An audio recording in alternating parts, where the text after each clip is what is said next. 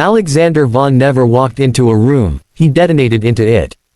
At 42 he still carried the South Side Chicago swagger that said, "I was broke once and I'll never be broke again."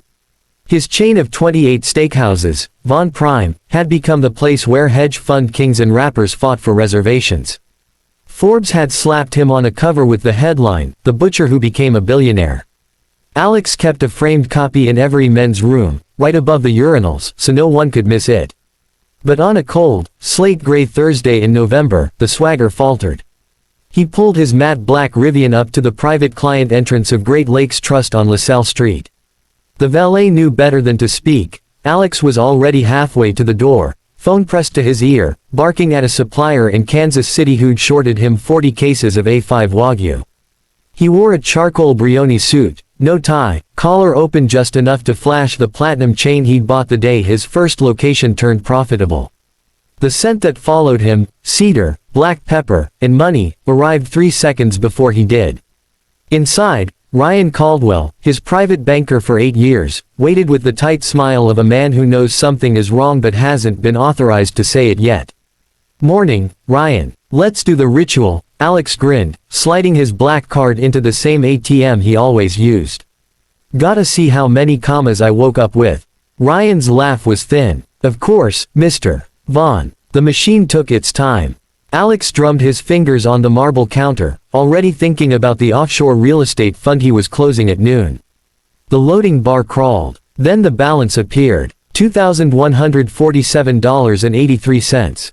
He blinked. Refreshed. Same number. He felt the floor tilt. "Ryan," he said quietly, the South Side accent suddenly raw, "tell me the machine's having a stroke." Ryan was already moving. "My office. Now." 10 minutes later they stared at the same figure on Ryan's terminal. $98 million, liquid, unallocated, ready for whatever leveraged bet Alex wanted to make, gone. Drained in 7 transfers between 2:11 a.m. and 2:43 a.m. All of them authorized with his own credentials, his hardware token, his voiceprint, his retinal scan. Ryan's voice was a whisper. "The originating IP is your corporate VPN. Whoever did this was inside your firewall." Alex's pulse hammered in his ears. Only 3 people on earth had the keys to that kingdom. Him, Marcus Reed, CFO for 12 years, quiet, loyal, limping from a shredded ACL he got saving Alex's ass in a bar fight back when they were still broke. And Lila Harper, the 29-year-old financial wunderkind he'd hired 6 months ago after she cold-pitched him in a steakhouse hallway and dismantled his portfolio risk in 4 sentences. Lila, who could make numbers dance. Lila, who looked at him like she already knew every secret he'd ever buried. He was in his truck before Ryan finished promising to loop in fraud investigations. Vaughn Enterprises occupied the top 4 floors of a glass tower overlooking the river. By the time the elevator doors opened on 38, the entire executive floor was waiting. Marcus stood at the head of the conference table, face the color of printer paper. The general counsel was vomiting into a trash can in the corner. Alex didn't sit. "Lock the building down. Biometrics only. Nobody leaves until I say." Phones were already blowing up. Brokers, investors, the SEC tip line. Alex killed the Wi-Fi to the trading floor, unplugged the Bloomberg terminals himself, and turned to the one person in the room who hadn't spoken. Lila Harper closed the door behind her, set her rose gold MacBook on the table like a surgeon laying out instruments, and met his eyes. "Before you say anything," she began, voice low, "watch this." She spun the laptop. Security footage, 3:14 a.m. The server room. A figure in a navy suit, Marcus's exact cut from Hong Kong, walked with familiar precision to the rack, plugged in a YubiKey, typed for 97 seconds, unplugged, and left. Marcus made a strangled sound. "That's not me. Alex, I was home asleep. My daughter's got strep. Check the Ring camera, the pharmacy run at 1:07 a.m., for gods." "Pause it," Alex ordered. Lila zoomed on the intruder's right leg. Smooth stride. No hitch. Marcus lifted his own pant leg, revealing the carbon fiber brace he'd worn for 8 years. "I can't walk like that without a cane after midnight. You know it." Alex felt the room tilt again. Someone had gone to extraordinary lengths to frame the one man Alex would have bet his life on. Lila wasn't finished. She opened a second file, packet logs. The camera's timestamp was manipulated. 11-minute offset. Someone with root access changed the clock, recorded over the original, then reset it. That's not a smash and grab. That's art. Another window, the recipient wallets. 7 shell companies, Cayman, Seychelles, Lithuania. One name froze the blood in Alex's veins. Nova Helix LLC.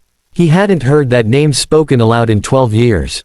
His older brother Nathan had vanished the night Nova Helix's Latvian partners decided he knew too much.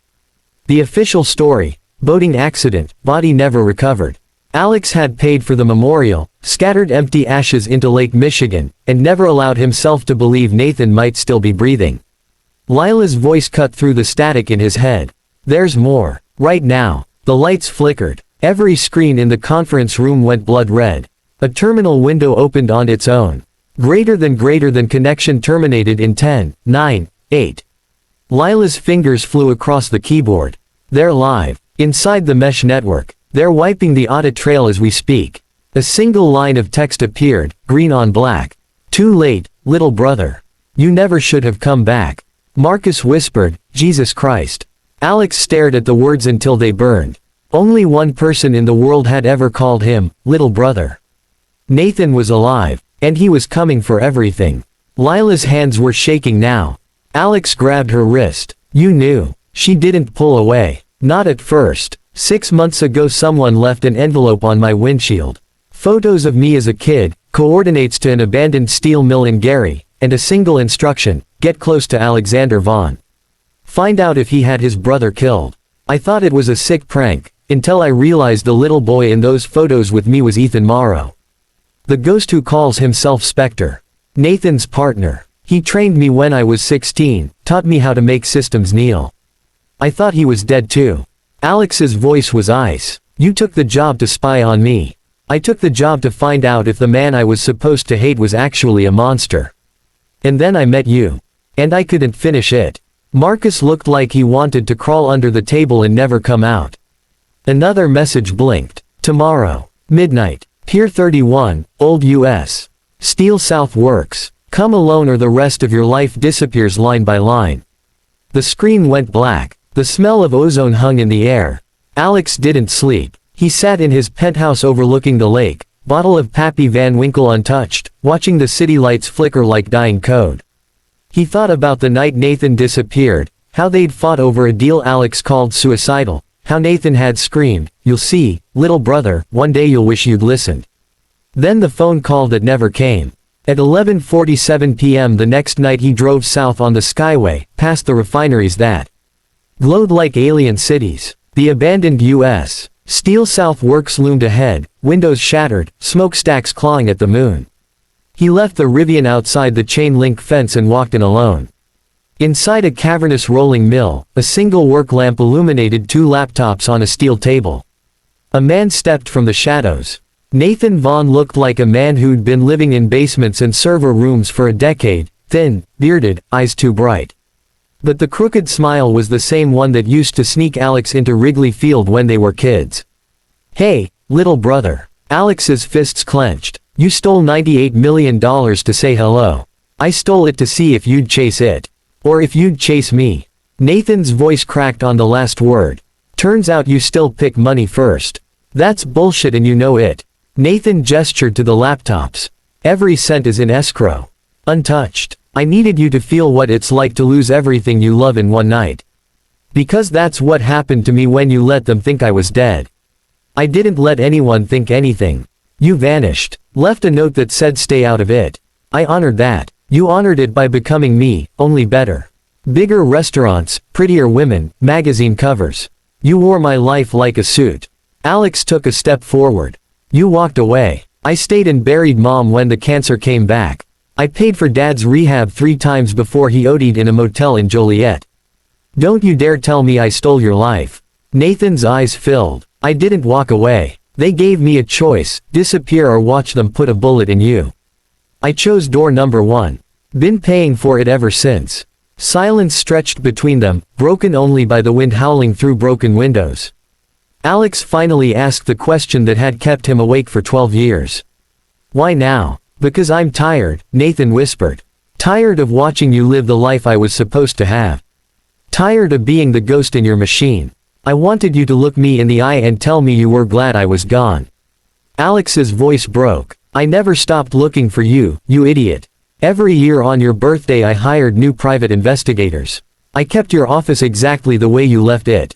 I was never glad. I was furious. And I was broken. Nathan sank to his knees on the concrete. The laptops dimmed to black. Behind them, red dots appeared, laser sights dancing on their chests. FBI. Hands in the air. Marcus stepped out of the darkness, flanked by agents. Lila was beside him, eyes red from crying. Alex stared at her. You called them. I called them the second you left the building, she said. I wasn't going to lose you both. Nathan didn't fight when they cuffed him. He looked at Alex one last time. I returned the money this morning. Every dime. Plus 12 years of interest. It's in an account under Mom's maiden name. You'll find it. As agents led him away, Nathan called over his shoulder, Tell Mom Stone I'm sorry I missed her birthday. 6 months later, Vaughn Prime opened its 30th location, on the exact spot where Alex flipped burgers at 16. The private opening party was invitation only. The dining room smelled of mesquite and redemption. Marcus, now president of the company, raised a glass of sparkling water, still sober 22 years. Lila, promoted to chief strategy officer, stood at Alex's side in a dress the color of midnight. She no longer flinched when he touched her. At the end of the night Alex slipped away, drove downtown to the same Great Lakes Trust branch, and walked up to the same ATM that had started the nightmare. He inserted his card, punched the PIN, waited. The balance appeared, $187,400,112.47. He smiled, not the cocky, cameras flashing smile the world knew. But something smaller, private, almost shy. Then he did something he'd never done before. He withdrew $20, folded the bill into the tip jar of the night security guard, and walked out into the cold Chicago wind. The city lights no longer looked like dying code. They looked like home.